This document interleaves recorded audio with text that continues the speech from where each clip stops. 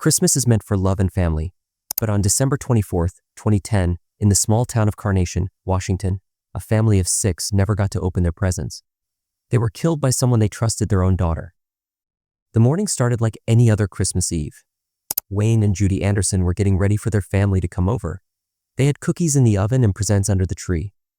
Their daughter Michele lived in a trailer on their property with her boyfriend Joseph. Michele was mad at her parents about money and had been planning something terrible. That morning, Michele and Joseph walked to her parents' house. They shot Wayne first as he sat at his desk. Then they killed Judy in the kitchen. But they weren't done. They waited in the house for hours, knowing Michele's brother Scott would come with his wife Erica and their 2 little kids, Olivia, who was just 6, and Nathan, who was only 3. When Scott's family arrived for Christmas Eve dinner, they had no idea what was waiting for them. All 6 family members were shot dead. The presents stayed wrapped under the tree. The cookies burned in the oven. Nobody found them until 2 days later. What turns a daughter against her whole family? What makes someone kill on Christmas Eve? Why did they wait in the house to kill more people? The answers are hidden in a story about money, anger, and a family that would never celebrate Christmas again. Carnation was a quiet place where everyone knew each other. Wayne and Judy Anderson's house sat on a big piece of land, surrounded by tall trees. They had built their life here, raised their kids here, and now their grandkids came to visit.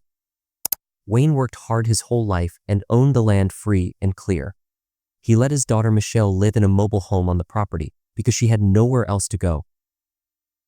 Michele was different from her siblings.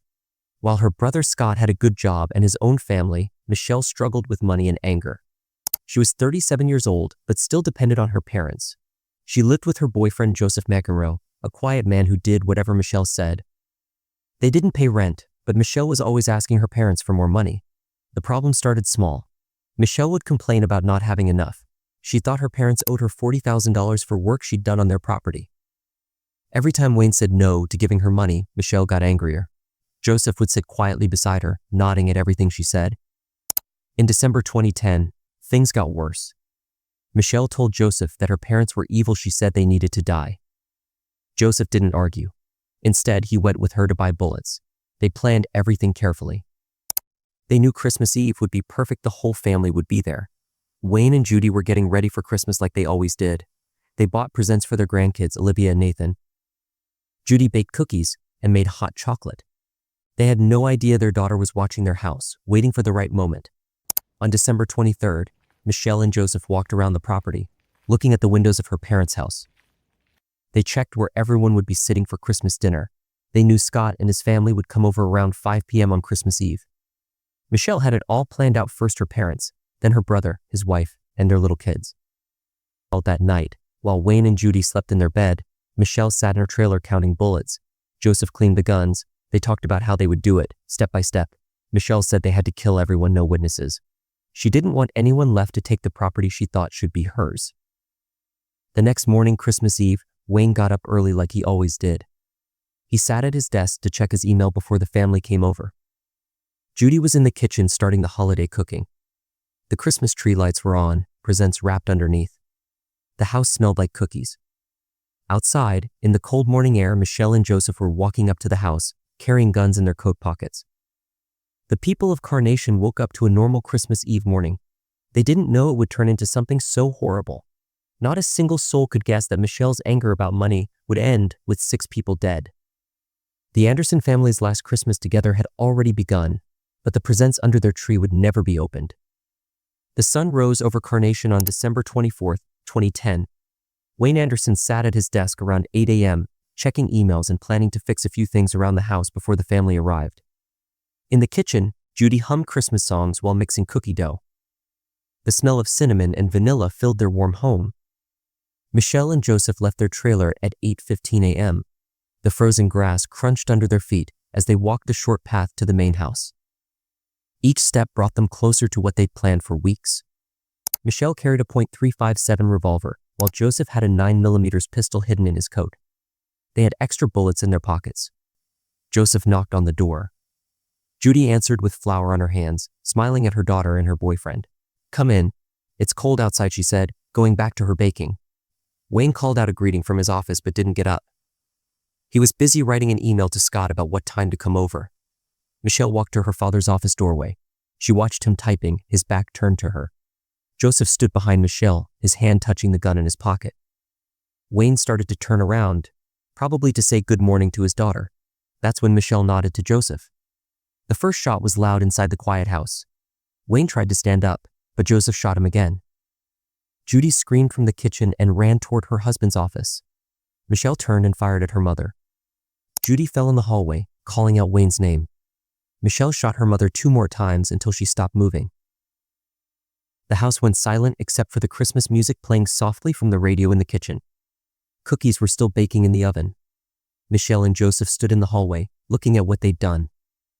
But instead of leaving, they stayed. They had more plans. They dragged Wayne and Judy's bodies to the back room. They cleaned up the blood with towels they found in the laundry room. Michele checked her mother's cookie timer and took the cookies out of the oven. They couldn't let them burn, that might make smoke, and someone might see it. For the next 5 hours, Michele and Joseph waited in the house. They ate some of Judy's cookies. They looked at the presents under the tree. Michele found ones with Scott's kids' names on them, Olivia and Nathan. She knew they would be coming soon with their parents.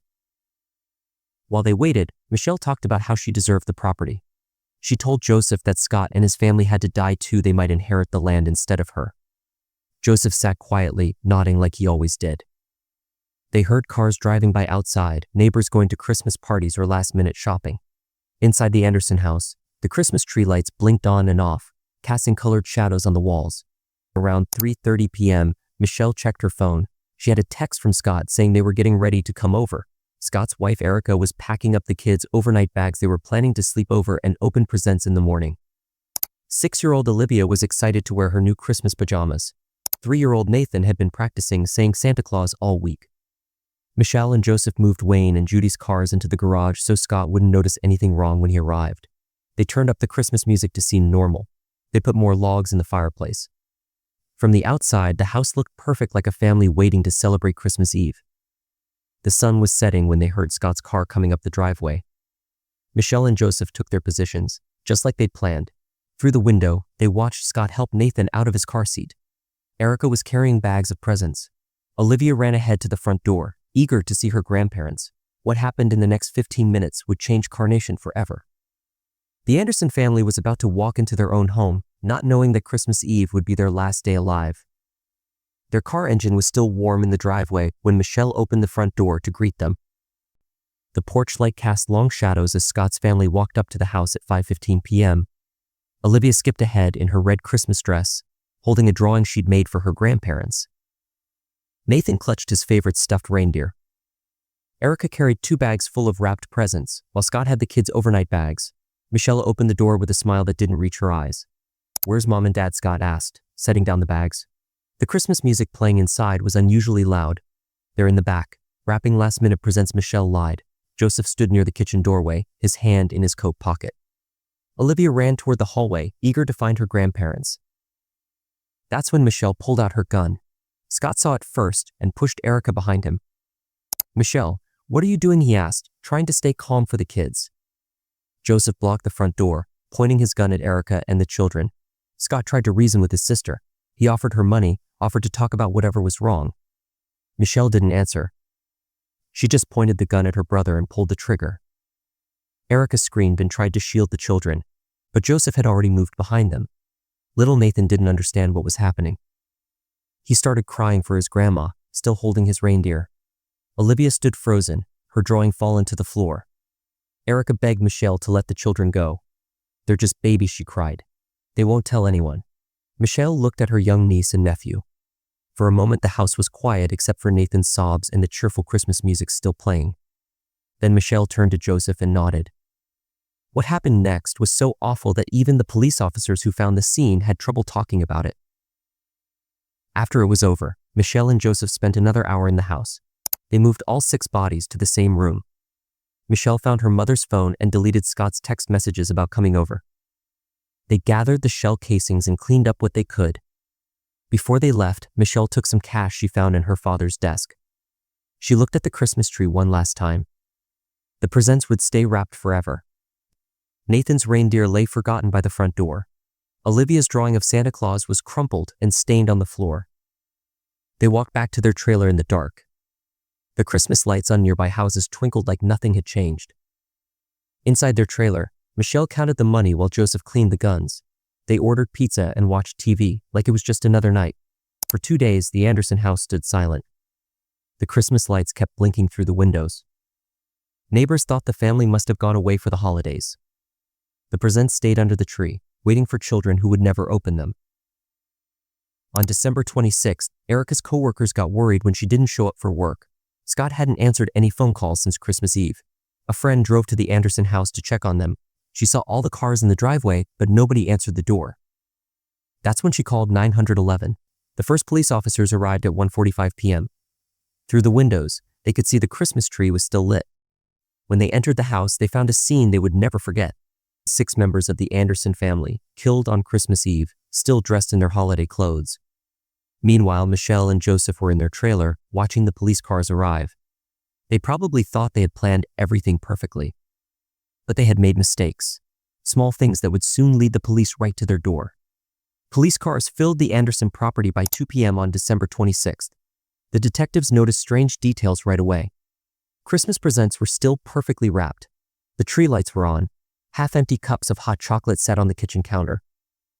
It was like time had stopped on Christmas Eve. But the biggest clue was right outside Michele and Joseph's trailer.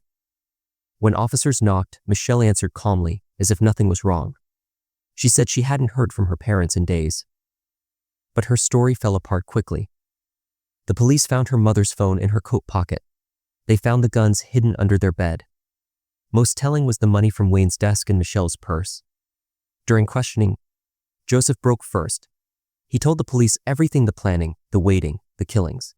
He described how Michele had been angry about money, how she thought her parents owed her the property. When Michele heard Joseph was talking, she got angry. She said he was lying, but the evidence was too strong. In the jail, Michele showed no sadness for her family. She wrote letters complaining about her cell. She demanded better food. She never once asked about her parents' funeral or showed any guilt about killing her young niece and nephew. The trial started in 2015. For 3 months, the court heard every detail. Joseph's lawyer said he only did what Michele told him to do. Michelle's lawyer said she wasn't thinking clearly. But the jury saw the truth: this was a planned murder for money and revenge. The evidence was clear. They bought bullets weeks before they picked Christmas Eve. When the family would be together, they waited hours between killing the parents and the others they cleaned up and tried to hide what they did. They ordered pizza and watched TV after killing 6 people. Joseph got 6 life sentences, 1 for each person he helped kill.